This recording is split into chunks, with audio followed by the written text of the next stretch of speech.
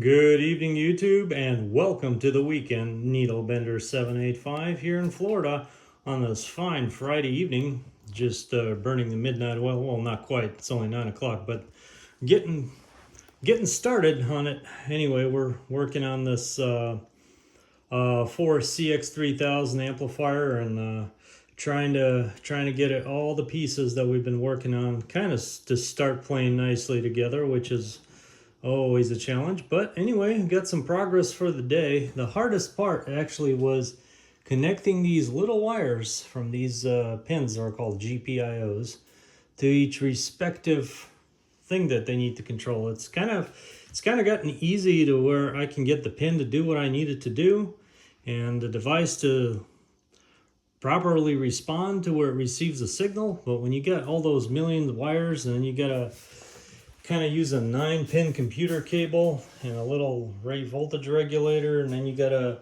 make sure each device gets appropriate connector over there. I've had some mismatched wiring. I actually wind up kind of destroying this little $9 piece of equipment, and I already had a better one on order. Instead of having a bunch of these pins, it actually has leads, and it's a more rugged. It's built by Adafruit, which is a very, very good company if you're dealing with electronics and looking for stuff that comes with connectors, kind of like this, but that one has connectors on both. Anyway, this one's actually called a multiplexer. This is what was going to be originally driving all my relays, and it still will be, just not this particular device. One of the wires got crossed over, and instead of 5 volts, it got 12, and there it went. Anyway, that's the worst thing that happened today. I guess we're having a pretty good day.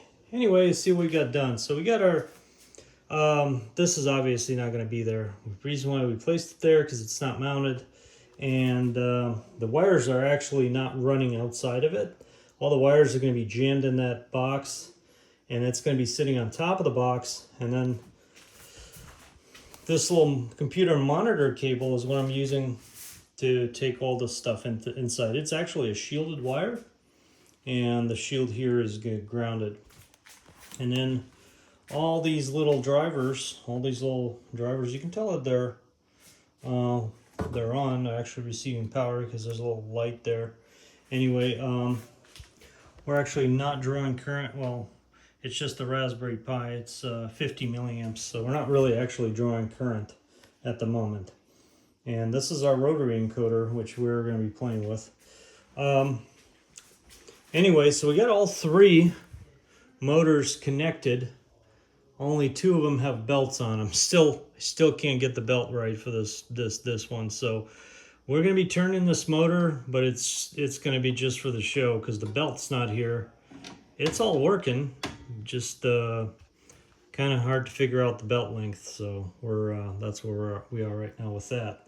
We got the other 2, but we are going to be operating all 3 motors. Here's the latest and greatest from the updates and the controls. As you can see, I added some buttons here. So as you familiar with my big amplifiers, have 4 buttons on the bottom. We turn on our blower, and you can see a little says blower on. Obviously, there's no blower connected to it, so it's not going to turn on. The filament is a step start, and I'll show you what it is. So when you first hit the filament, you're actually turning it on half power. It turns blue, filament is on. And when the timer expires, it actually turns this magenta, don't say pink, it's magenta color. It kind of indicates you have either a high voltage or a hot element. So both of these elements are labeled like that. So here we are turning our step start high voltage, and when it turns on, it does that. Obviously, we are simulating these values, so we're kind of lying to the server back in the back end.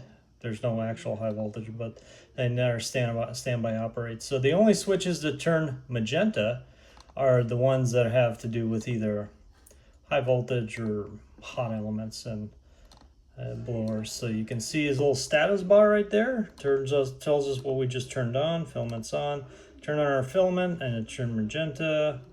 Turn our high voltage, and it became active. There we go. Anyway, this is just kind of been playing with styling with the buttons and stuff like that. just mostly for fun, but kind of adding some functionality that I'm not just flipping a switch, I'm actually waiting for a condition to take place before I get feedback. Because having a switch that just lights up, that doesn't really tell me much. I want a switch that only shows that it's lit up if the condition is met, and by actually sampling the device.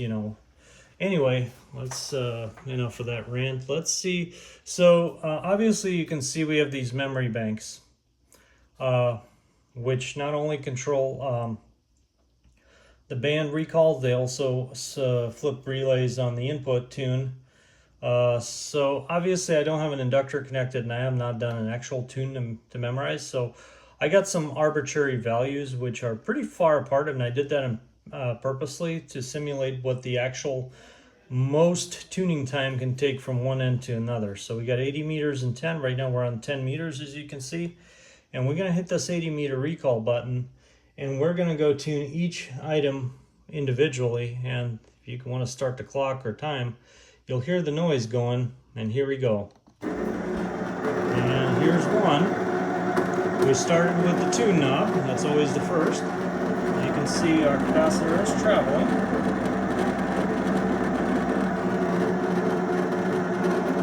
Done with that. Now we're going from 10 to 80 meters, so we're going. Now we switched. Now the inductor is tuning. Obviously the inductor can't tune because there's no belt, and that's why it sounds like that, but we are moving it. And when that's done, it'll stop and it'll proceed to the other one. There we go.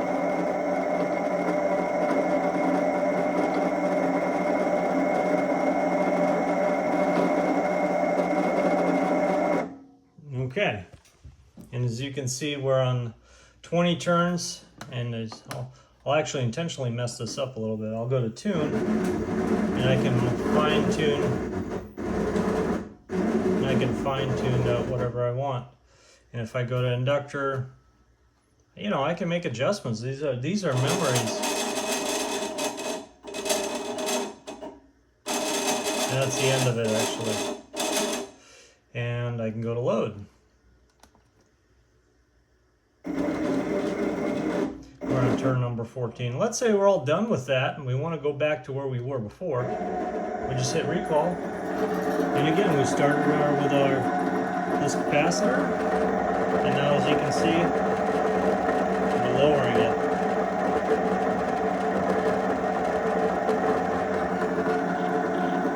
And once we're done with that, we'll go right to that one.